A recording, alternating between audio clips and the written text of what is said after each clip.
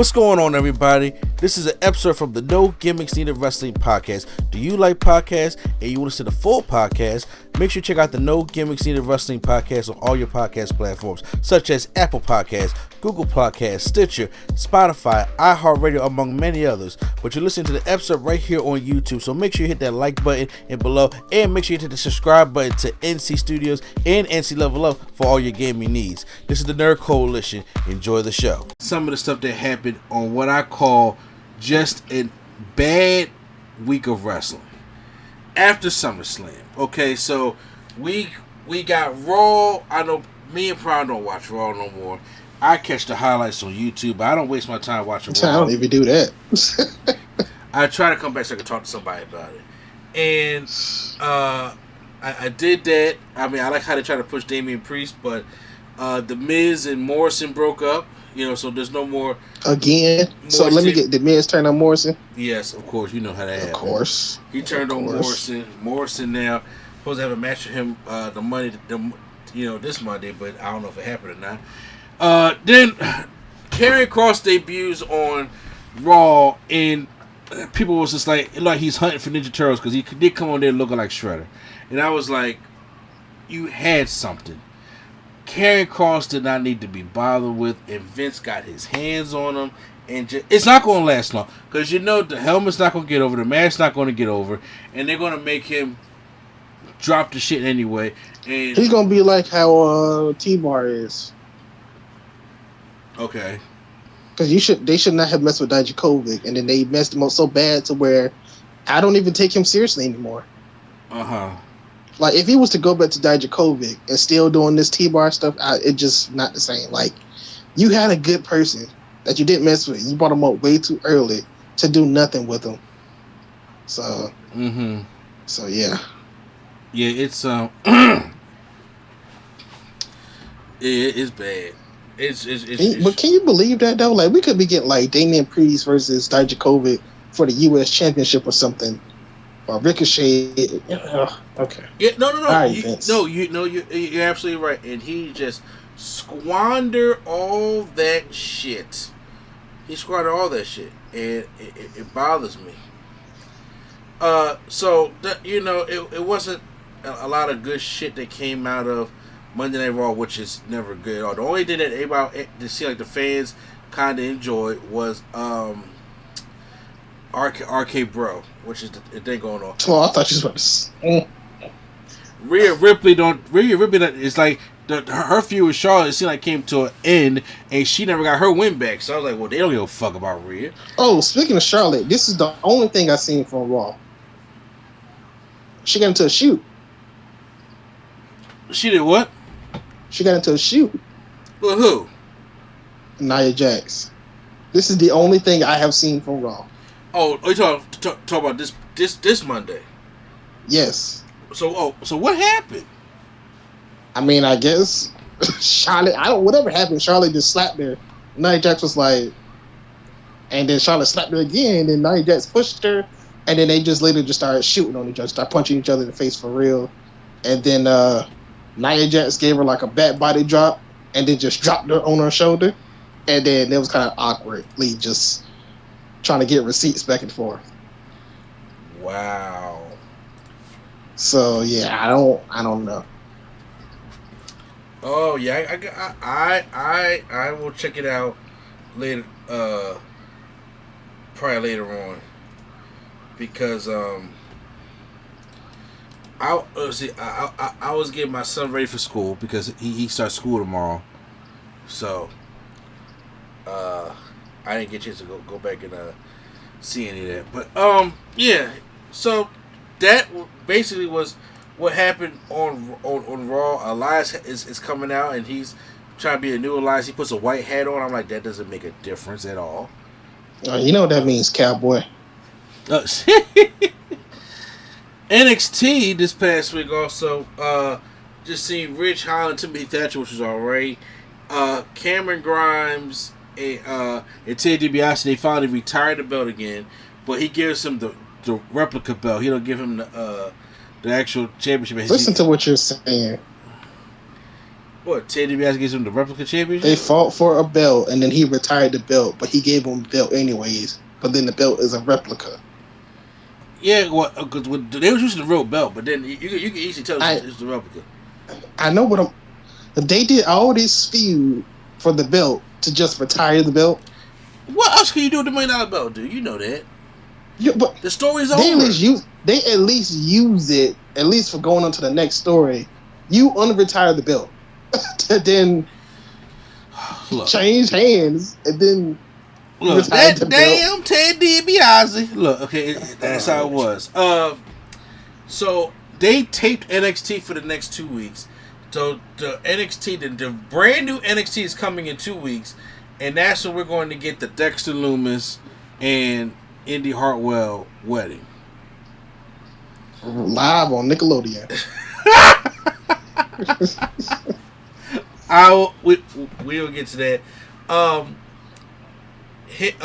Samoa Joe, has to take on a lot of people. Now, well, we don't know yet, but a lot of people came to answer his call for his open challenge. I can tell you who it ain't gonna be. Who it ain't gonna be? It ain't gonna be Cool Kyle. Oh, Cool Kyle came out there. Pete Dunne. Yo, it's funny. Cool Kyle came out there and sucked all the cool out the room. Yeah, it's not gonna be Cool Kyle. I don't know what happened to Kyle. But... Yo, what? At first I was trying to dig Cool Kyle, but I was just like, Kyle O'Reilly ain't cool at all. He's not cool when he's trying to overly say I'm cool. It's like you were cool when you were just you. Like, come on, man. But yeah, so Bill knows what Pete does contract. I think he's going to stay with WWE, unlike Adam Cole. Then Cool Kyle comes out. Then we have Ciampa and was Gorg. I don't know. Oh, that's unfortunate. Ciampa was staring at that belt though. That's I don't. Vince is in charge of NXT. He is not coming nowhere near that belt. I don't even know why they did that. You know what? I really couldn't tell you neither. We had the finals for the breakout tournament of Carmelo Hayes taking on Odyssey Jones. Oh, the guy that we've been seeing 2 months before the tournament started, right? Bro, look, are you really about to get on him because of that? Wasn't Cameron Grimes seen before he was in that little tournament where he lost to Something Smiles? Well, first, all of them were known though. Yeah, he was in TNA, and all of them were kind of like known around the world. But like, Carmelo Hayes was fighting Adam Cole. That's one of the biggest things you can get as a no name. He was a jobber, but he still had a competitive match with Adam Cole. Well, look, it looks like this: Carmelo Hayes wins the matchup, gets Commissioner Real gives him a title shot, whatever his choosing is. He ain't touching that NXT title, so eventually he'll probably take on Swerve or Santos Escobar. Kushida. Oh, I forgot about Kushida. You right about that. They did too. They did too. You know what? They forgot about Boa. Since Xia Li left, or whatever Xia Li is doing, Boa has sucked. So that act Boa, didn't he like get beat up or something? Who, Boa or Xia Li? Boa. Oh yeah, he got beat up by what was it? Quan Quinn? I don't know. So I was like, okay, no problem. Malcolm Bivens still continues to be great as he cut the promo while Roderick Strong is in the gym. Then we have Hit Row taking on Miguel Del Fantasma, but Miguel Del Fantasma got a new female in their group. So, okay. so now, and she hit B-Fab with a pipe. So now, ever since B-Fab keep getting involved, now they got a woman that can combat them. So now we get to see B-Fab in the ring. I mean, she could have been in the ring. She could have, but I guarantee they're going to give her something. I really want to see how she develops, be in the ring that way. That's weird. It is weird. It is very weird. Then we go over to SmackDown, and so SmackDown is the first SmackDown since SummerSlam, and Becky Lynch comes back, and Becky Lynch is healing it up. She's just like, hey, I don't care, what I did to Bianca. Because that's smart. This is what I hated. That's smart. One of the biggest baby faces almost ever in your company. You want to turn her heel just because. Look, I'm telling you, it's Stone Cold 2001 all over again. All over again. But here's the thing. Bianca Belair comes out. And Bianca Belair is doing her whole entrance. Why can't people be pissed anymore? Because they're good guys. Good guys are not supposed to be mad. It's the John Cena face thing all over. She coming out twisting her hair, skipping to the ring like, aha. Like, no. She should be pissed. Bianca should be coming down to the ring. No words, no skipping, no twirling. Come down there in her wrestling. Look, you could just book it better.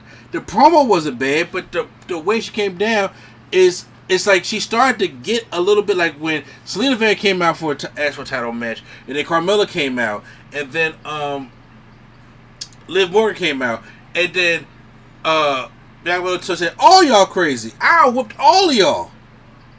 I'm next in line." Like, what the fuck y'all talking about? Get out of this ring. I like that part. She says, "Why don't we tear this up right now?" And Becky was like, "Nope," and walked off. So then they made a fatal 4-way elimination match, which the Bianca and Liv Morgan part was good.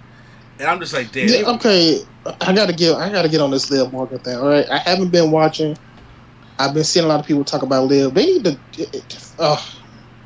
Okay. What's your problem with Liv Morgan? I don't have a problem with Liv Morgan, but if they're not gonna push Liv Morgan and just have the fans like her, that's not enough for her to be like get a title match or anything like that. Like, Liv Morgan has a lot of fan support, people that want her to win. But if all she does is lose and it's barely on TV, then how am I supposed to be like, yeah, Liv Morgan has a chance? Fair enough. Now I'm saying I know she's good, but I'm like, they haven't pushed. Liv Morgan is at the spot where Jeff Hardy was for years, where you know he's good, but they haven't pushed him. They haven't pushed her up in that championship range. She's just like there. She's just like almost good enough. Yeah, you're making sense with that one. And but as I say, so Bianca won, so we know they're probably gonna have to match Extreme Rules, but I'm just like, y'all need to give Bianca some edge. Like seriously, like because it ain't Bianca's fault. I'm not blaming Bianca for any of this. It's WWE's in the writing and the creative fault, because Bianca is not. They're telling Bianca to go out there and do this bullshit. I'm like, yo, she need to go down there and she needs to be pissed. You stole this shit from me. So that bothers me, but I'm not going to dwell on it. The Usos don't trust Paul Heyman. You know, they don't even let him into the locker room when he's backstage trying to talk to Kayla Braxton, and she sits there, wonder why Heyman won't let in. But Roman Reigns is being very subtle with everything. Like, aren't you coming with me, Paul? You come in here, you're family. I love you. So I like the subtlety Roman Reigns is doing here. Happy Corbin is actually kind of all right. I'm not too mad at Happy Corbin. That's his name now? He hit big in Vegas, and he won some money. So he's doing the Cameron Grimes. And he went broke. Huh? He went broke. On SmackDown he had the money. Wait, did he do it again? Wait, okay. So they did a story where he went big in Vegas, and then he went broke, and he was like staying at like a by the hour motel. So did he get big again or something, or did they explain all that? I don't know. I think he did get broke. But this probably after SmackDown. I know, like around Raw, he was broke again in Vegas. Okay, you're talking about the Raw that's happening tonight, right? No, I'm talking about the Raw after SummerSlam. He was broke again. Oh yeah, okay, yeah. So he got money. He hit big again. Okay. And he comes out and he talks to Big E. He wants to buy his case because he says he's going to lose it. And Big E's like, "But didn't you lose?" So, but he wants it for $30,000, then $50,000. Why can't he just buy the championship? And he said, "Well, for $100,000."